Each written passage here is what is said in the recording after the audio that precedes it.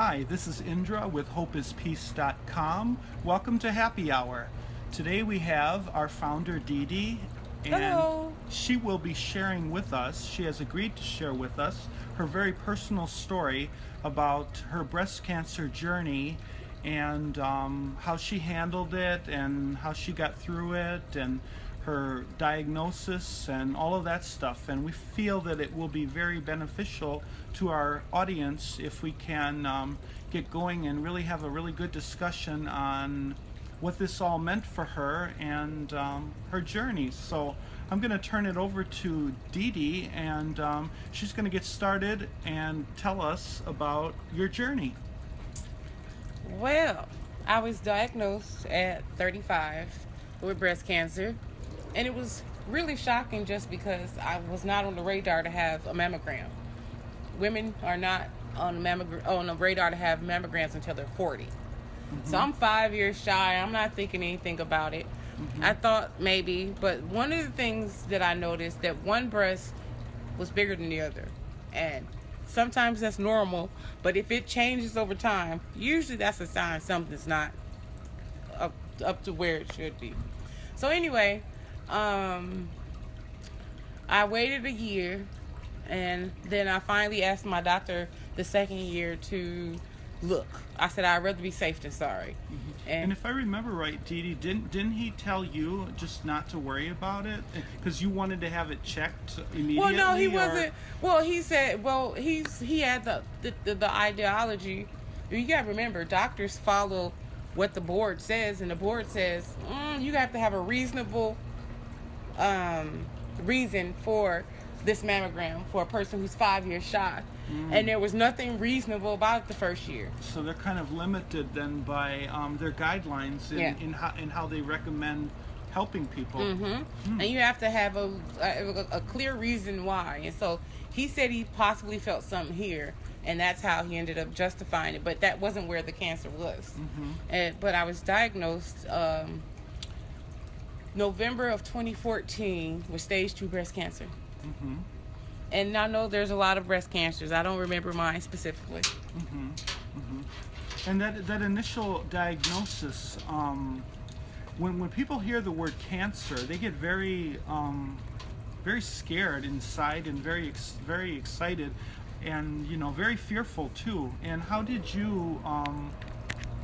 How was that for you? How did you feel? Well, basically, I was in denial at first. I was like, no. It could be a cyst, because a cyst is painful. But I didn't have any pain.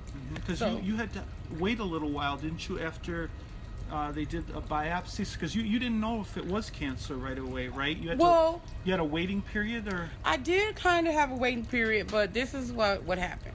I asked my doctor for the mammogram. He sent me downstairs. Mm-hmm. We got it the same day. Uh-huh. And you could see in the people's faces that it was cancer. You could just see it. Even if I didn't know what I was looking at, you could see like this dark cloud, like, oh my God, are you serious? And so from there, I knew. You kind of knew intuitively, right? Yeah. In your own... and they were honest. They told me, they were like, it has the characteristics of cancer. Wow. It's not, because if it was a cyst with fluid in it or something, it would have looked a little different. So they actually gave you a kind of like a pre-diagnosis before they actually really analyzed it, yes, right? Yes. So actually that probably scared you a lot too. Oh, I sat and cried in denial. And I remember getting a call telling me that I'm going to have chemo and everything, and my hair is going to fall out. Yeah. And I just busted out in tears, and just I did the normal thing. Why me? All this stuff. And then I had to put my big girl pants on and go through it.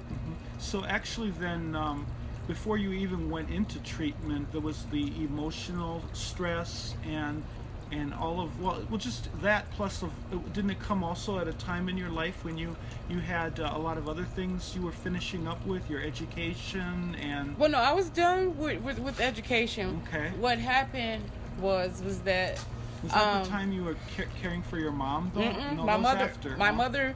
I had a hard I know lot you had, of years. Let's yeah, put it that I way. know you had some intense stuff going Well, on in the past. It seemed like just when DeDe gets finished with one intense moment, the universe throws something else for her to handle. So I do remember that. Like 2012, I graduated from Alverno. Right. Okay. Then in 2012, my mother had a stroke. The Right. same, pretty much almost a month to the day that I graduated. Yeah. Took care of her until 2013. She passed away September of 2013. Less than a year after that, I was diagnosed with breast cancer in November of 2014.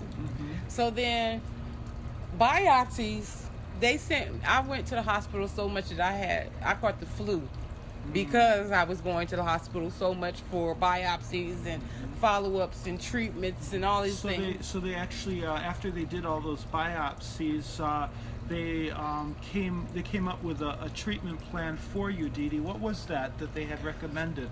Well, from the kind of cancer I had what they call a phase 3 cancer. And a phase 3 cancer is the cancer that's real reactive.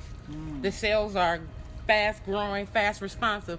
It's a good thing because the medication or anything that they put in, the cells respond fast to that too. I see. Because I knew a girl who had the slow phase 1, and she had all her chemos and still had a nice amount of cancer still they had to remove. So now I know when you had started your treatment plan, you did lose a lot of your hair, and in addition, all of you, if I remember right, you had a job too at that time that you were trying to work that job, and I remember you would feel very sick and low energy, and I know that during the treatment plan, you also were incorporating some alternative health ideas and principles with your traditional breast cancer treatment. How did that go for you, and how do you feel that contributed working with the traditional treatment? Well, even though I did do the traditional treatment, I would not recommend it. That's just my personal opinion. Yep. Yeah. And the reason I say that is when I was initially diagnosed with breast cancer in 2014, I did all this research. I was reading and I looked up everything, and I used to eat very specific foods that combat radical growing cells. And by the time they took another mammogram picture of my breast cancer, it had shrunk. Before I had cancer, before I had radiation or chemo or anything. So I do know that our diets are directly connected to healing ourselves, minus all those extreme things that we do with chemo and everything else. And DeDe, that's something that healthy foods and natural things that you can do for yourself. I found that if they can't make money and put it in a pill and sell it to you, you're not really hearing about those nature things that can help you, That is so true, because we're in a capitalist society. So with the capitalist society, they're looking to make money.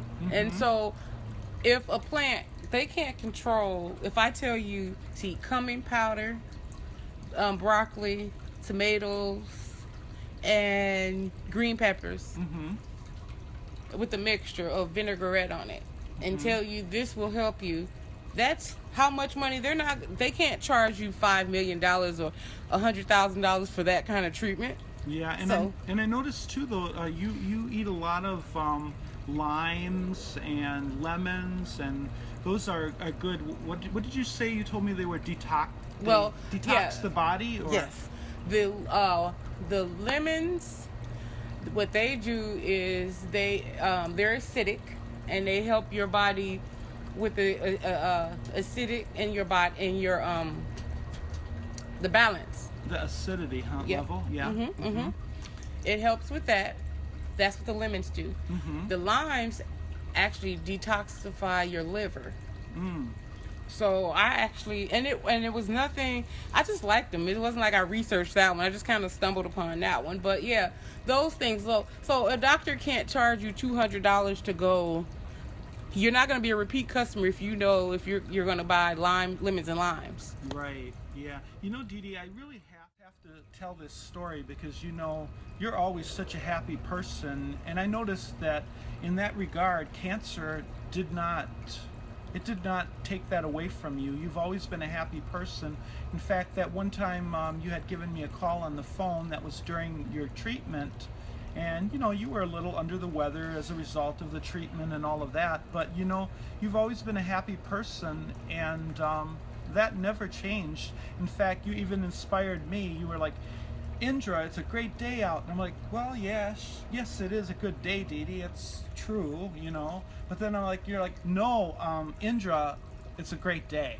And I'm like, okay, I got it now. Yeah, you're right. It is, DeDe. It's a great day to be alive, But you're the kind of person who always has that attitude. It very rarely, shifts. So what is the secret to going through breast cancer and still having that within you? Well, there was a few things. One of them was I knew my attitude, which is my energy, played a big role in my recovery and my process. If I was depressed, then all my cells in my body would be depressed or have that kind of energy. So one, to combat, I was like, okay. But honestly, breast cancer was like a wake-up call. It made you then, I don't want to say it made you appreciate things, because you have always been a person who appreciates things, but I think didn't it just give you that awareness? It was like a wake-up call, like shaking, like you're sleepwalking, you're a zombie in real life. Wake up, life is passing you by.